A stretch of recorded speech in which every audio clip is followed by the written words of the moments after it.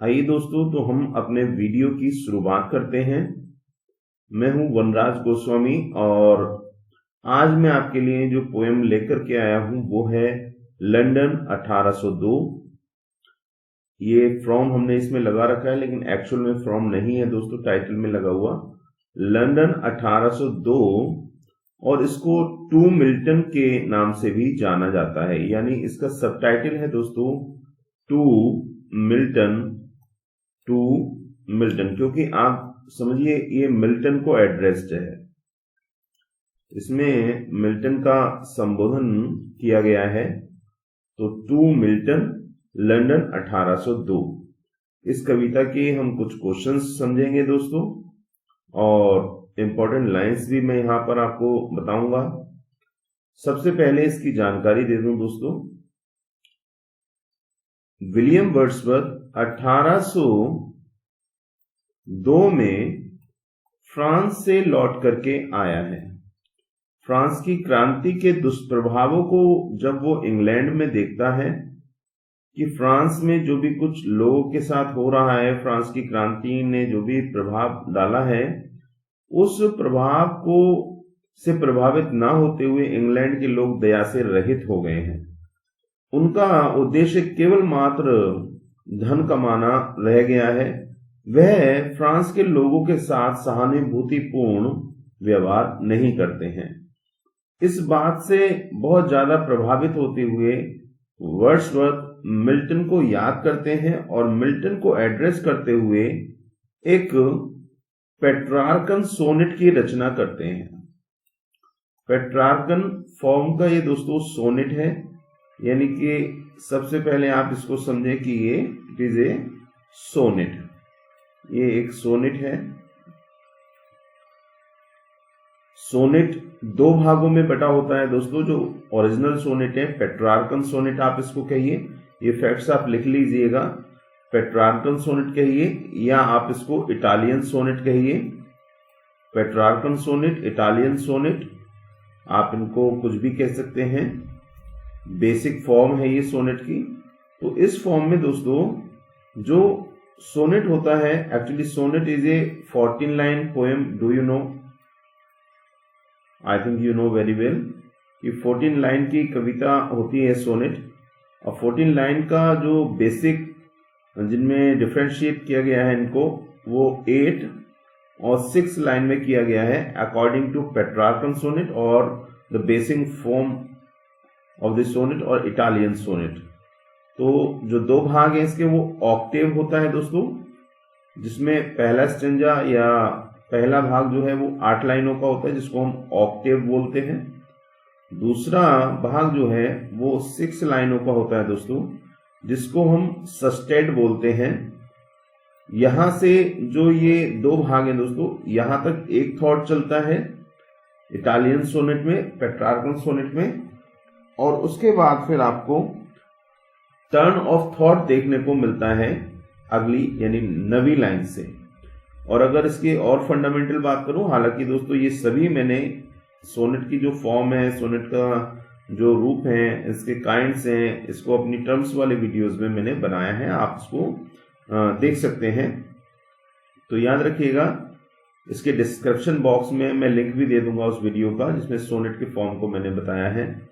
ये ऑक्टेव जो है दोस्तों, ये ऑलरेडी दो भागों में बटा होता है, 4+4 के।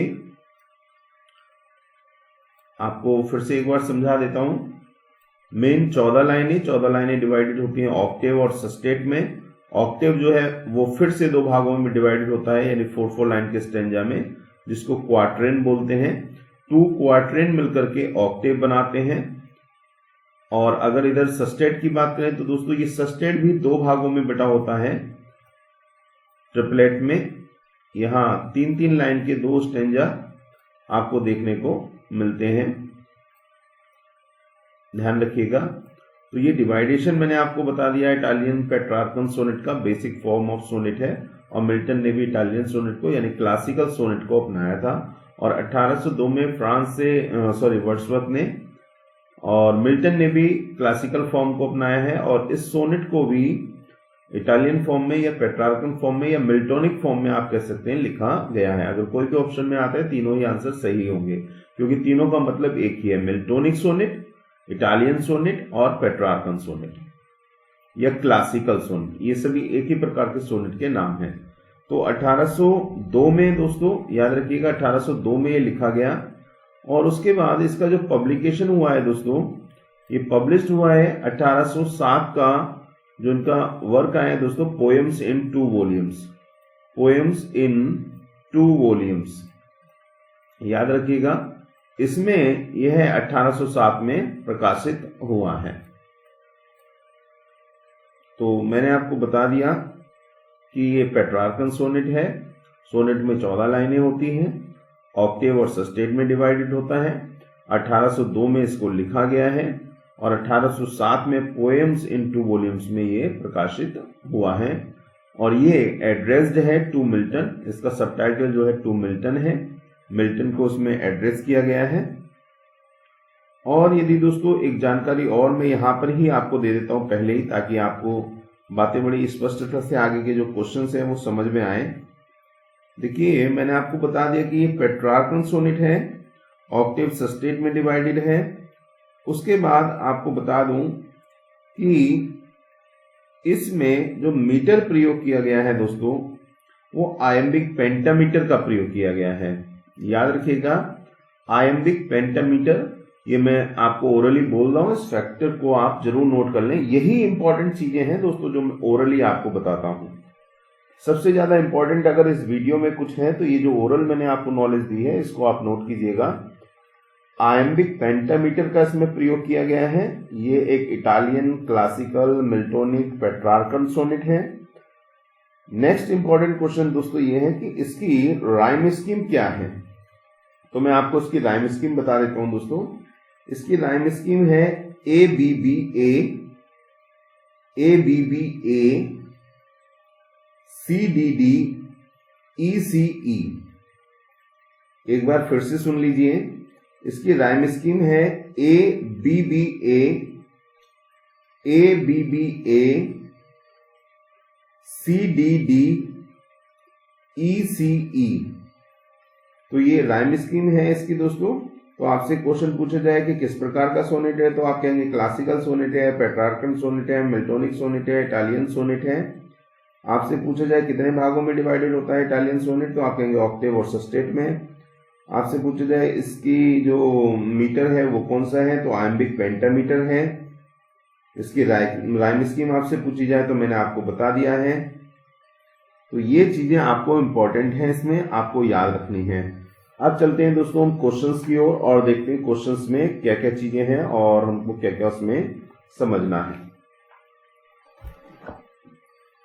तो आइए चलते हैं अपने पहले क्वेश्चन की ओर। पहला क्वेश्चन है दोस्तों हमारा, what body of water does the speaker compare the subject's voice to. देखिए क्या कहा गया है कि what body of the water does the speaker compare. जो स्पीकर है वो कंपेयर करता है कौन सी बॉडी को, ठीक है, सब्जेक्ट्स की वॉइस के साथ। तो यहां पर बिल्कुल सीधा ये जो समुद्र है दोस्तों, समुद्र की साउंड के साथ, समुद्र की आवाज के साथ कंपेयर किया गया है। स्पीकर की जो आवाज है उसको ध्यान रखिएगा, सी के साथ, समुद्र के साथ तुलना की गई है। तो करेक्ट आंसर इसका सी है। नेक्स्ट क्वेश्चन की अगर हम बात करें दोस्तों, पूछा गया है what type of poem is London 1802। यह किस प्रकार की कविता है दोस्तों, तो ये बात मैं आपको बता चुका हूं। It is a Petrarchan sonnet. याद रखिएगा दोस्तों, पेट्रार्कन सोनेट को ही क्लासिकल सोनेट, मिल्टोनिक सोनेट या इटालियन सोनेट के नाम से जाना जाता है। ये चारों नाम दोस्तों एक ही प्रकार के सोनेट के हैं, अलग अलग नाम है लेकिन काम एक ही है, यानी एक ही चीज को अलग अलग नामों से जाना गया है। ठीक है, it is a Petrarchan, Italian, classical, Miltonic sonnet. बहुत ही ये इंपॉर्टेंट क्वेश्चन है। और दोस्तों आपको कुछ इंपॉर्टेंट चीजें मुझे बतानी है। देखिए अब से आप लोग भी परेशान थे कि सर ये कैसे हमने फीस दी है और हम लोग ग्रुप में हैं लेकिन सारे वीडियो आप पब्लिक कर रहे हैं। तो दोस्तों आज से मैंने पब्लिक वीडियो करना बंद कर दिया है और मैं ऐसा नहीं है कि मैं वीडियो पब्लिकली नहीं डालूंगा, मैं पोस्ट करूंगा, लेकिन my first reliability is towards you because you have given me some fee for teaching you. तो my first priority is towards you. I will teach you first and after that others. तो आपको मैं पढ़ाऊंगा और आप अब अपने notes बनाइए।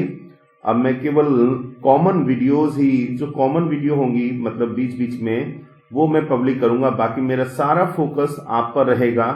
और प्लीज आप किसी को अब ये नोट्स प्रोवाइड न करें, न किसी को शेयर करें, क्योंकि नंबर आपका आना है दोस्तों, आपको मेहनत करनी है। और मैं अपनी आवश्यकता अनुसार कुछ कॉमन वीडियो, चूंकि लोगों का मेरे में विश्वास है, तो उनके लिए मैं डालूंगा, वो अलग होंगे। लेकिन आपके लिए जो मैं वीडियो दूंगा दोस्तों, वो सिर्फ आपके ग्रुप के लिए होंगे। मीन्स अगर पब्लिक करता हूं तो समझ लीजिएगा सर ने वो जनरल वीडियो को ही दिया है। चलिए आइए चलते हैं और देखिए, मैंने जो सपना अपना बनाया है दोस्तों, जो ड्रीम है मेरा सुपर 50 का, उसको आपको साकार करना है। अब हम थोड़ा स्टडी में हार्ड हो जाएंगे, यहाँ से बहुत सारे बदलाव अब देखने को आपको मिलेंगे। तो ये सुपर 50 का जो सपना है दोस्तों, इसको हमें जरूर पूरा करना है। और ये पूरा करने में आप एक एक कड़ी हैं, आप एक एक बीड्स हैं, एक एक मनका है इस माला का। तो अपनी महत्ता को समझिए, अपने रोल को समझिए, स्ट्रांगली मेहनत कीजिए। जिन क्वेश्चंस को मैं आपको बताता हूं कि ये इंपॉर्टेंट हैं, वो जरूर आप याद करें, उनको नोटिस करें, अपने नोट्स तैयार रखें, नोट्स बनाते रहें। ठीक है, चलते हैं अगले क्वेश्चंस की ओर। कोई सवाल हो तो आप मुझसे जरूर पूछ लीजिएगा। और कुछ लोगों के पास ये क्वेश्चन है कि सर आपने वो ग्रुप से हमें क्यों रिमूव कर दिया। एक्चुअली दोस्तों ग्रुप से मैंने रिमूव केवल इसलिए किया है लोगों को कि कुछ लोग, पहले तो आपको ये बता दूं कि मैंने किसी को रिमूव नहीं किया बल्कि पूरा ग्रुप ही समाप्त किया है। कुछ लोग, बहुत सारे स्टूडेंट्स को नंबर लेकर के ग्रुप में से मैसेज कर रहे थे और इस तरह की कंप्लेंट्स मेरे पास काफी लंबे समय से आ रही थी, but I was just tolerating them.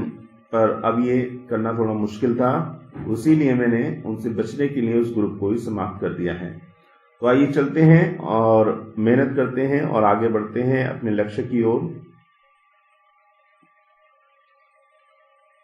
Next question है दोस्तों, which poet is the poem addressed to. ये जो कविता है दोस्तों, ये जो सोनेट है, ये किसको एड्रेस्ड है? विलियम शेक्सपियर को, जॉन मिल्टन को, W.B. येट्स को, विलियम ब्लैक को।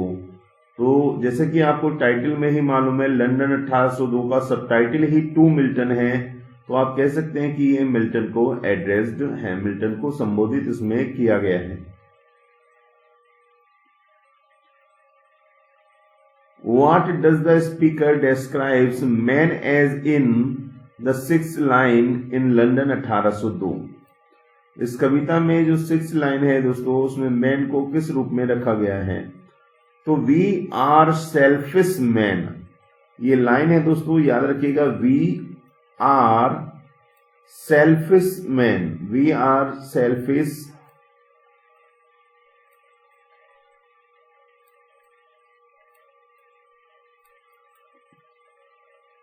वी आर सेल्फिश मैन कहा गया है दोस्तों। ये सेंटेंस इसमें प्रयोग किया गया है, बहुत ही इंपॉर्टेंट है। वी आर सेल्फिश, तो ध्यान रखिएगा क्या है इसका आंसर? ए, सेल्फिश।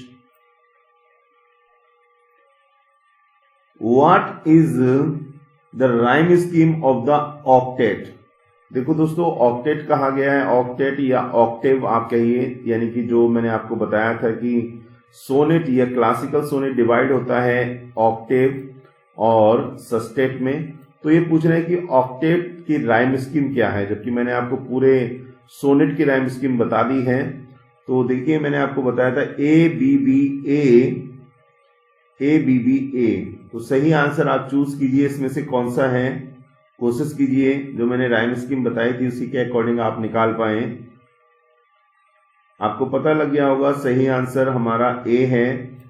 ऑक्टेव की rhyme scheme A B B A.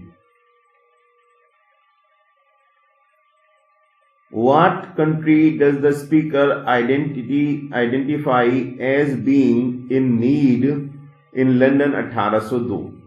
तो सीधा सीधा आंसर है दोस्तों, ये इंग्लैंड को इसमें एड्रेस किया गया है, इंग्लैंड की चर्चा की गई है, तो इंग्लैंड के बारे में है, ये याद रखिएगा।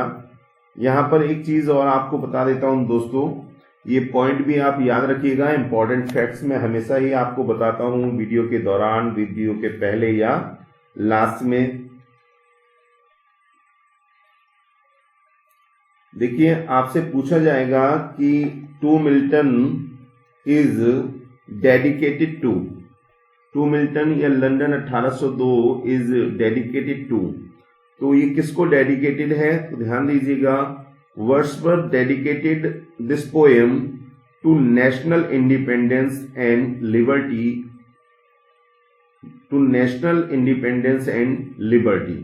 तो आपसे पूछा जाए कि किसको डेडिकेटेड है, तो ये डेडिकेटेड है इंग्लैंड की नेशनलिटी को, नेशनल इंडिपेंडेंस एंड लिबर्टी को। याद रखिएगा दोस्तों, बहुत ही इंपॉर्टेंट ये क्वेश्चन है। Its dedication is towards the nationality of England, National Independence Day and the Liberty। तो ये क्वेश्चन आपको जरूर याद रखना है, इनको नोट कीजिएगा। अगला क्वेश्चन है दोस्तों कि which of the following is not referenced as having forfeited their inward happiness? देखिए क्या कहा गया है कि forfeited their inward happiness in London. इस कविता के अंदर इनमें से कौन सा रेफरेंस नहीं है? पेन, प्लो, शॉर्ड और ऑल्टर भी, तो यहां पर ये सारे जिक्र इसमें हैं दोस्तों, ये प्लो वाला ये नहीं है।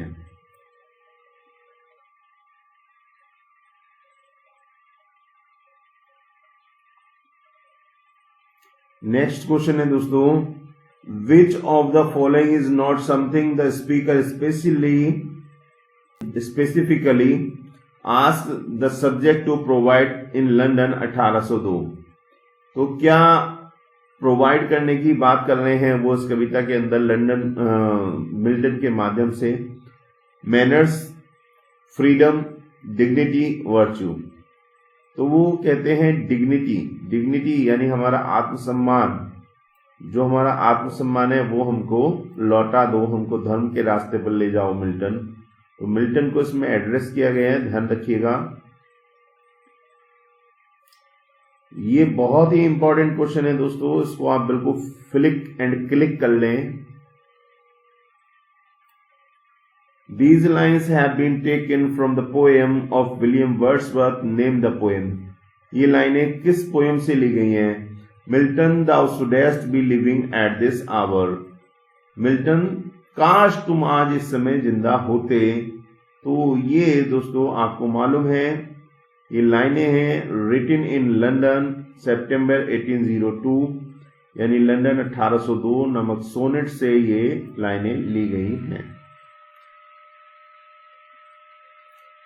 अगला क्वेश्चन भी दोस्तों बहुत ही इंपॉर्टेंट है।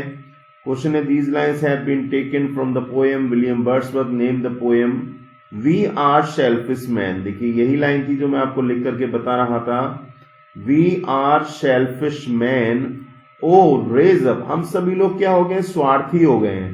मीन्स इंग्लैंड के लोग स्वार्थी हैं। फ्रांस की क्रांति के बाद जो लोग परेशान हैं, फ्रांस के लोग, उनके साथ कोई भी हमदर्दी की फीलिंग हम नहीं रखते हैं, कोई सहानुभूति हम नहीं जताते हैं, हम केवल अपने विषय में सोच रहे हैं।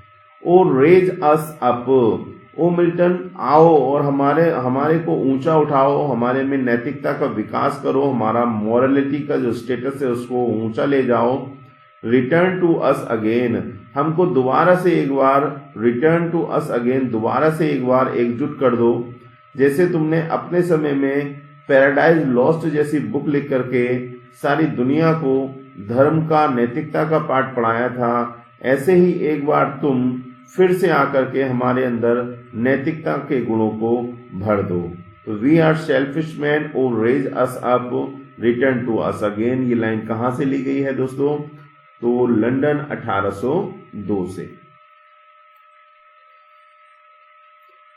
थर्ड इंपॉर्टेंट लाइन है दोस्तों इसी सोनेट की, पेट्रार्कल सोनेट की, thy soul was like a star and dwelled apart, कि तुम्हारी जो सोल है वो एक सितारे के समान है, एक नक्षत्र के समान है, एंड ड्वेल्ड अपार्ट, जो कहीं दूर निवास करती है। तो अगर बात करें किसकी सोल की बात हो रही है दोस्तों, तो मिल्टन की सोल की यहाँ पर बात, यानी ये मिल्टन के लिए इंडिकेट कर रहे हैं ये शब्द। तो thy soul was like a star, तुम्हारी जो सोल है वो एक सितारे के समान है। तो किसकी सोल की बात हो रही है दोस्तों? मिल्टन की। तो ये लाइन कहां से ली गई है? रिटन इन लंदन 1802, यानी आंसर हुआ डी। तो मुझे उम्मीद है दोस्तों आपको ये जानकारी पसंद आई होगी, और आपने यदि इस जानकारी का लाभ उठाया तो दोस्तों इसको बिल्कुल नोट कीजिएगा हर फैक्ट को, और एग्जाम में अगर क्वेश्चन आए तो उसको जरूर करके आइएगा। आप सभी ने वीडियो को देखा, इसके लिए आप सभी को बहुत बहुत धन्यवाद। मिलते हैं अगले वीडियो में।